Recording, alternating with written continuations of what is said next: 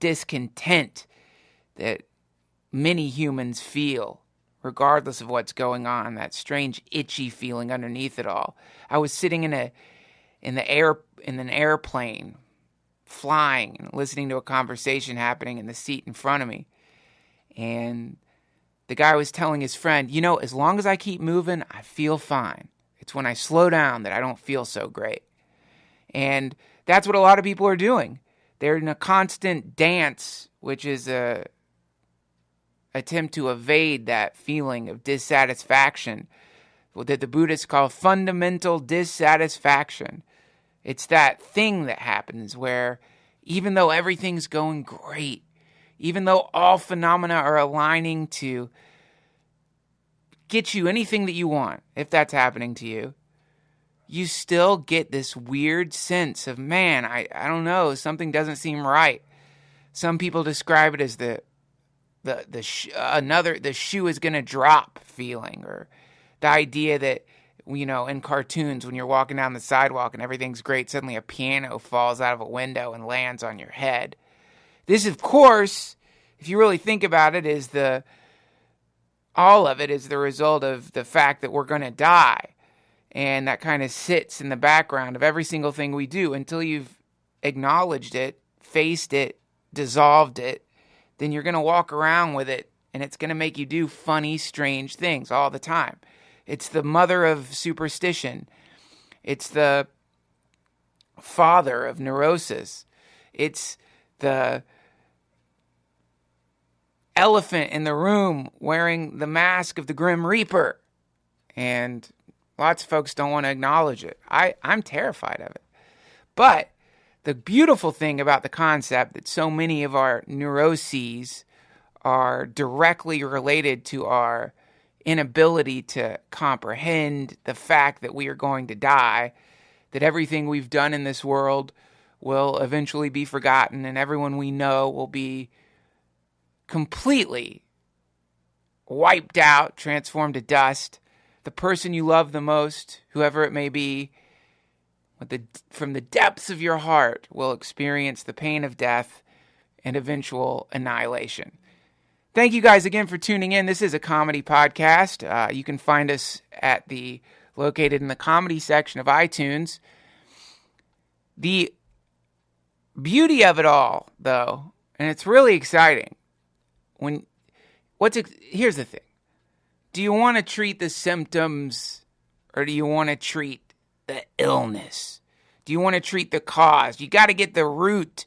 You got to get in there to the root of the thing and yank it out. You don't want to just treat the metaphysical pustulant blisters that erupt in your psyche every time you get close to the fact that you're going to die. And these blisters, they're different for everybody. For some people, the blisters manifest in the form of incessantly masturbating. A lot of guys do that. They're just constantly jerking off or fucking constantly. And basically, they're trying to fuck away the Grim Reaper. They're trying to fuck away death. They're trying to just thrust their cocks into their hands and pussies and mouths and assholes. Because somehow, for that little bit of time, there's the distraction from this aching, cavernous, festering, infected darkness, this thick boil of death fear that is in their hearts. Look, do you want to know, or have you ever found yourself late at night watching videos on YouTube of people extracting pus from blackheads? Has that ever happened to you? It has to me. Have you ever found yourself late at night watching 30-minute compilations of the best pus zit popping videos available on the internet? I know I'm not the only one, because these videos have millions of views, which means that millions and millions of humans will settle down after a hard day's work and watch videos of people exploding their pustulant blisters and filming them for YouTube.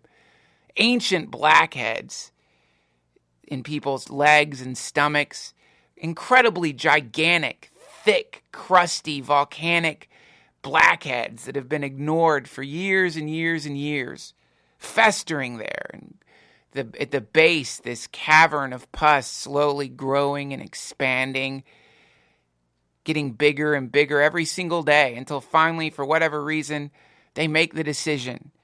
They're going to pop that motherfucker. And they don't care anymore. They don't care about the pain. They don't care about the embarrassment. They get their family to gather around them. For many people, it seems to be some kind of ceremonial religious experience where their entire family gathers with tweezers, alcohol rubs, varieties of zit-popping implements, and they spend at least half an hour toying with the blackhead, pushing it up, prying it out, and then finally yanking it free. And once it gets yanked free, there's an almost seminal explosion of festering, mucousy, white blood cells set free. They've been stuck down in there like some kind of Godzilla trapped beneath the earth. The family will cry out in delight. There will be overwhelming joy.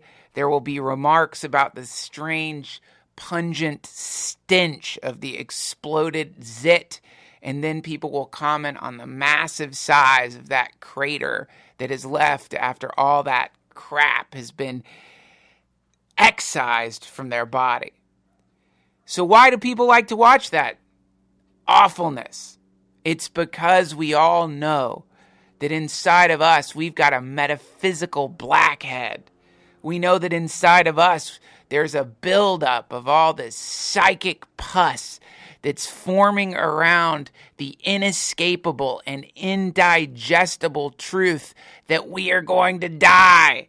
And it's so intense that our ego can't handle it. It's the splinter that is entered into the soul of man. And the metaphysical pus is desperately trying to transform, reconfigure, do anything to bargain, to deal with the fact that there's no way out of this impending singularity known as our demise. And it's scary. There's no way to fix it. People try. Ray Kurzweil's working on it. But theoretically, based on the fact that every single human and every living organism that has ever been born on this planet has died, except for us, the current generation crawling around on planet Earth, the odds are pretty good that you're going to eat it, brothers and sisters. No way around it. Which is why you got to start making deep cuts from time to time. You got to start making deep cuts. What I mean by that is, from time to time, you got to take a look around your house, take a look around your apartment, look at all the shit you've got piled up. Man, I've got closets full of shit. Useless stuff. I'm in the process right now making deep cuts, throwing away everything. Just tossing it all out. I got inspired by my friend Michael, who told me that he managed to get rid of all his stuff except for 2 suitcases worth of things, which is, to me, badass. That's a sign of an advanced soul. So, you know what? I'm doing the same thing, making the big, deep cuts, because it occurred to me as I was going into the closet in my kitchen and looking at the piles of just, I don't know what, screws and attachments for appliances that I no longer have, defunct coffee machines, Roomba attachments, strange tools that are useful for one time only with like some furniture that's long gone. All of it just put into boxes and pouring out of boxes and just, what's it fucking there for? It's there because, for whatever reason, I haven't been able to acknowledge the fact that I'm going to die, and it's some kind of desperate attempt to cling to this universe that all of us are being pulled out of with every breath that we take and every single heartbeat that we have. I have kept shit around that I don't need. That's what it is. All of your excess stuff is the equivalent of your fingernails digging in to time in a desperate attempt to not be dragged away by the Grim Reaper. And that's why you see that. That's why there's a show called Hoarders, where these poor bastards gather around them this massive constellation, a universe of useless shit. Garbage bags and filled with French fry packets, stuff like that, like stacks of salt packets or old Advil bottles, long empty, tequila bottles, any kind of bottles, soccer balls, sports equipment never used, hockey sticks, old moldy fishing nets, and hooks hanging from rafters above mattresses that haven't been laid on since the 80s. This is what a human being does to avoid merging in with the universe. By having all this stuff around you, you get to wear it like some kind of disgusting, stinky, moldery conch shell made of old jizz socks, Dorito bags that you ate in the mid-'80s, CD collections, DVD sets, old video games, video game consoles you no longer use, and a countless ocean of screws, nails, rusty bits of metal, and gelatin cooling sacks that are for your sore back that you never have, and you'll never use them because they're underneath 4 dead raccoons that have mummified because they tried to get into one of your Dorito bags and your mattress fell on top of them. It's all an attempt to evade the truth that we're going to die. That's why we keep all this shit around us. So to me, there's something really cool. If you're one, and I know people who are far worse than me, but I definitely have the tendency to store shit I don't need. But anytime you run into somebody who's got stacks of crap, it's pointing in the direction of the fact that they are terrified, and they should be. There's a good reason to be terrified. I don't want to die. No one does. But that's why there's this kind of, it's a magical experiment. It's a really cool way for you to sacrifice to the gods. And you guys know by now that when I say sacrifice to the gods, I don't mean literal gods. I'm saying this is just a sacrifice to to your ideal self. You could say that. And the more it hurts to throw something away, the better. Because what do you really need? The more painful it is, the more decadent it feels to take some item. I'm not saying throw away the stuff you use every single day. I'm saying throw away the stuff that you haven't used in 2 weeks. Throw away the stuff you haven't used in a month. Just throw it away. Whatever it is. Sentimental value, so what? Throw it away. That shit's crazy too. Old letters and stuff, old postcards. What are you going to do with that? You going to give it to your kids? I want to give it to my child. So what? Your kid's going to be like, who fucking cares? I don't care that mom wrote a letter to blah, blah, blah, and blah, blah, blah. Put glitter on it. No one cares. See, that's the illusion of the mind. That's the quest for permanence. I will one day bequeath my journals to my children. That nonsense. My writings shall be remembered forever. My old Hallmark cards will be remembered forever. My silver set. That's another thing. Silver, people love that. My stacks of silver given to me by my aunt. That kind of stuff. All of it. Useless. Pointless. Dust. Interstellar dust that's gotten caught in the orbit of your ego and is now chaining you to this dimension like the bags around a hot air balloon. Get rid of it all. See what happens. Nothing. The crazy thing about throwing away all your shit, or most of your shit, the stuff you don't use, is that you don't remember it within 8 minutes. It's just gone. You don't remember it. You don't think about it. It's just gone. You don't miss it. You're not going to miss that wrinkly comic book you used to read when you were 12. You won't think about it. There's not going to come a moment as you're walking around your now beautiful, pristine, temple-like, cleansed house where you're going to think, God damn it, man, I wish I had that old water-soaked, yellowy copy of The Walking Dead issue 26. You won't think about it. It's just gone. And see, this is why it's fun to use magical symbols as a tool to motivate you to streamline your existence. Because on one level, what do we have? Just a bunch of garbage around the house. On another level, What you have is demons.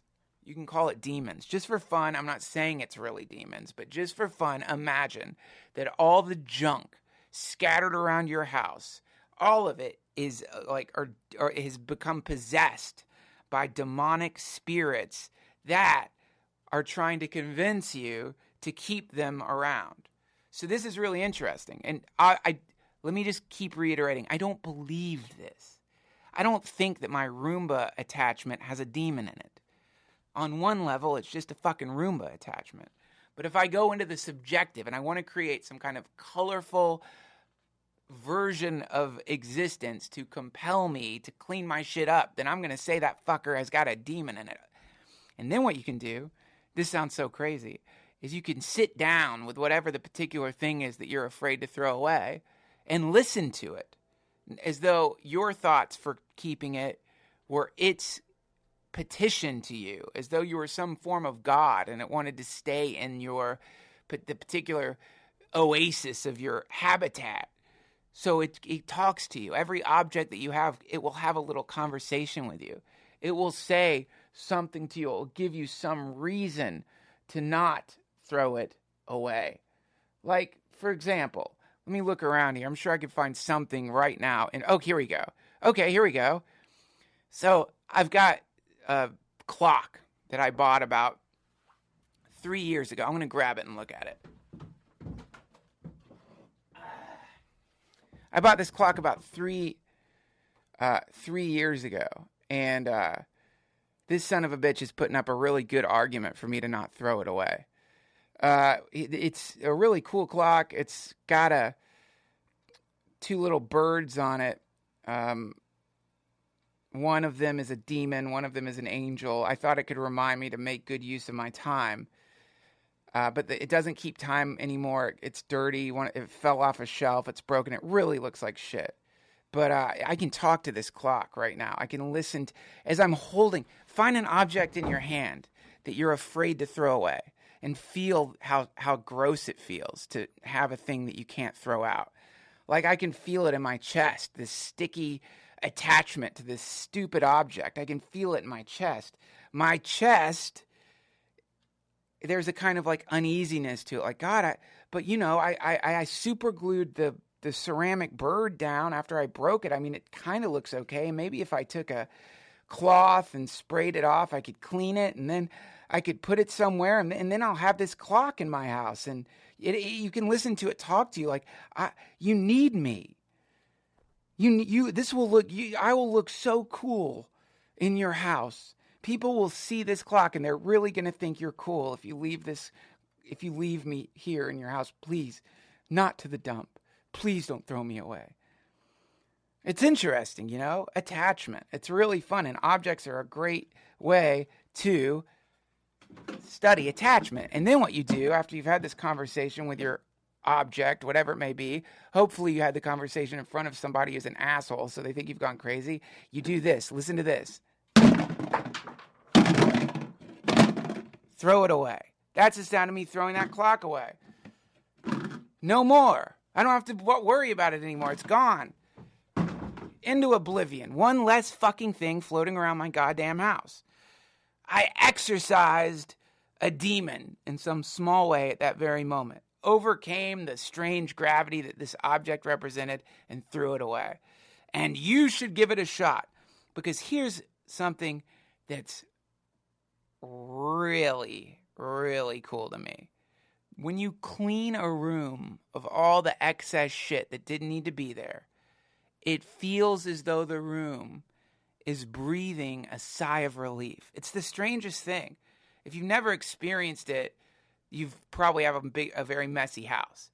And you don't have to you don't have to think I'm going to clean the whole fucking house. Just exercise one room at a time. That's the concept. The big concept here, the whole point of this entire rant is the idea that where you live is a temple, and that the more you remove unnecessary objects from that place, the more the spirit of the universe can enter into the place that you live. Which is why when you throw shit away, it feels like it's literally breathing a sigh of relief. There's a sense of a weight being lifted from whatever the space is. Because what's happened is subjectively, when you walk into a room, your brain is making all these connections with all these objects that are floating around, and it's probably draining some percentage of neural energy. And when that stuff is gone, then that energy can be used for something else. It's fun. Give it a shot. Who needs stuff, really? Come on. Who needs stuff? All this stuff is for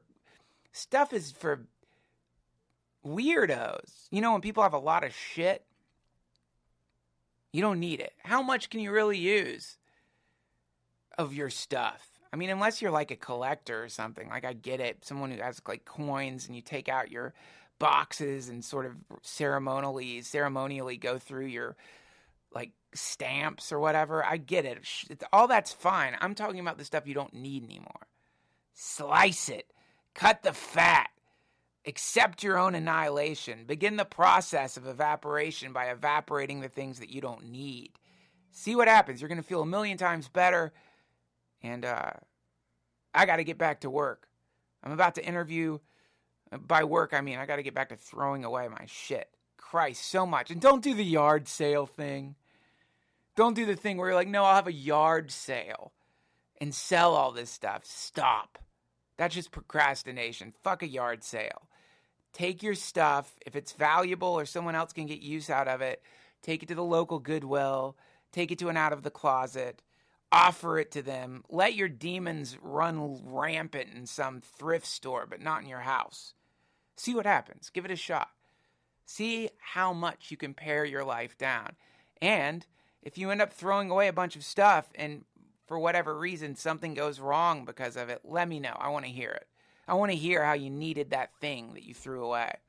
Because I guarantee you didn't need it at all. Clean. Do summer cleaning. This is National Cleaning Month.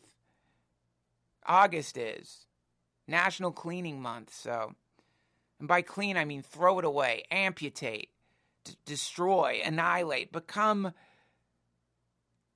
mutter to yourself every time you throw away some crappy polished stone that you picked up at a state fair when you were 14. Mutter this verse from the Bhagavad Gita, made famous by Oppenheimer when the nuclear bomb exploded for the first time. I have become death, destroyer of worlds. Become death. Become the annihilator. Become the great void. Become the cloaked, skeletal reaper of matter. Because the more you get rid of stuff, the more the stuff you need comes in. That's my theory. Give it a shot.